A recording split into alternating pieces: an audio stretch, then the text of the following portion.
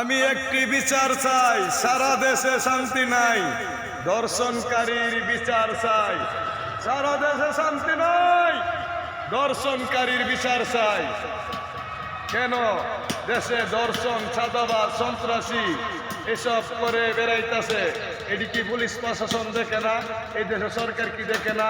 এটির বিচার করতে পারে না? আর হাত কি এতই লম্বা? তাদের বিচার কেন করা হয় না?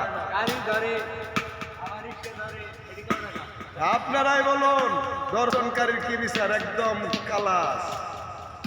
দর্শনকারীর বিচার হতে হবে এরকম একদম গলা কাটা।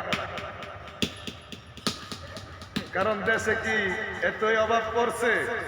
তোদের এত যদি মন চাইতে বিয়ে কর, সংসার কর, কাগজপত্র করে ঘরে নিয়ে সুন্দর করে হরণ করতে পারো, কিন্তু তোরা না করে তোরা দর্শন করো। দর্শনকারীর বিচার হবে গলা কাটা।